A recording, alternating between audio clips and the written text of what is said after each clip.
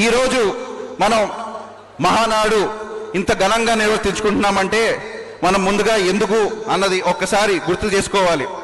ఆనాడు మనం మద్రాసీలు అని ముద్రించబడ్డ తెలుగు వాళ్ళని ఆత్మగౌరవంతో ఆత్మస్థైర్యంతో తట్టి లేపి తెలుగుదేశం పార్టీని స్థాపించి 43 సంవత్సరాలుగా మనం ఈరోజు జరుపుకుంటున్నామంటే దానికి కారకులైన నిన్న మన ముందు నడియాడిన సాక్షాత్ రామావతారం శ్రీకృష్ణ అవతారమైన నందమూరి తారక రామారావు గారిని మనం ఈరోజు గుర్తు చేసుకోవాలి. ఆయన జయంతి కేవలం తెలుగుదేశం పార్టీ రాష్ట్ర స్థాపకులుగానే కాదు, నిజంగా చెప్పాలి అంటే శ్రీరామనవమి ఒక కృష్ణాష్టమి ఎలా జరుపుకుంటున్నామో తెలుగు ప్రజలందరూ తారక రామారావు గారి జయంతిని ఆ విధంగానే ప్రతి సంవత్సరం సెలబ్రేట్ చేసుకోవాలి. ఆయన బడుగు బలహీన వర్గాలకు బాసటగా అణగారిన వర్గాలకు అండగా ఆ రోజు ఉన్నత ఆశయాలతో తెలుగుదేశం పార్టీని స్థాపించడం జరిగింది. అదే స్థాపనని అదే ఉద్దేశాన్ని ఆయన పరమపదించి 30 ఏళ్లు గడుస్తున్నా సరే ఉన్నత ఆశయాలతో ముందుకు సాగుతూ తీసుకెళ్తున్న వ్యక్తి నాయకుడు మన ముఖ్యమంత్రి వర్యులు శ్రీ నారా చంద్రబాబు నాయుడు గారు.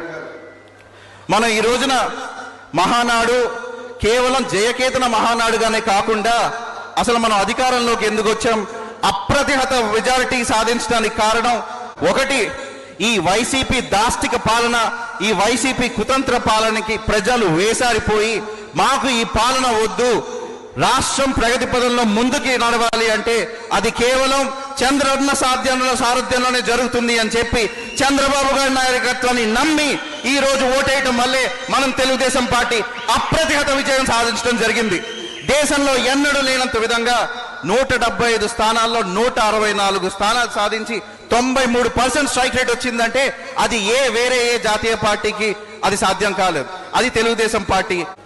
ఈరోజు మనం చూసుకున్నట్లయితే వైసీపీ పాలన గురించి మచ్చుక్కి చెప్పాలి అంటే నాకు శ్రీశ్రీ గారు 1934 ఎప్పుడో దాదాపు 100 సంవత్సరాల క్రితం బ్రిటిష్ దాష్టికానికి అనుగుణంగా ఒక పద్యం రాయటం జరిగింది.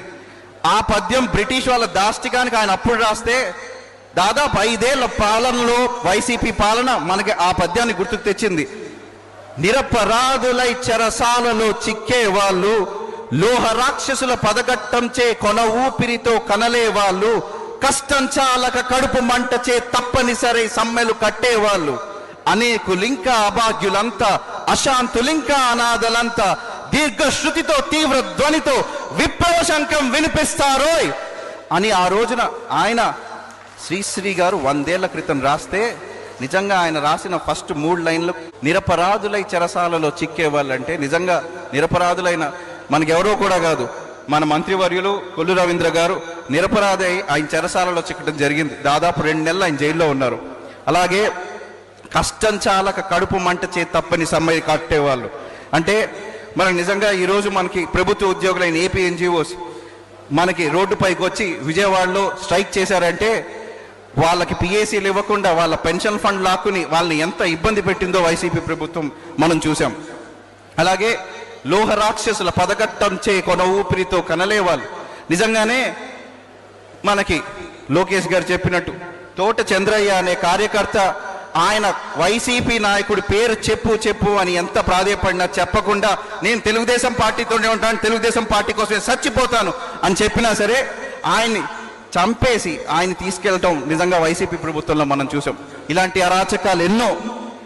అరాచకాలు ఎన్నో తట్టుకుని మనం ఈరోజు వైసీపీ ప్రభుత్వాన్ని కూలదన్ని ఈరోజు తెలుగుదేశం ప్రభుత్వం స్థాపించుకున్నామంటే నిజంగా ప్రజలు మన మీద ఉంచిన నమ్మకాన్ని మనం ఇంకొకసారి గుర్తు తెచ్చుకోవాలి.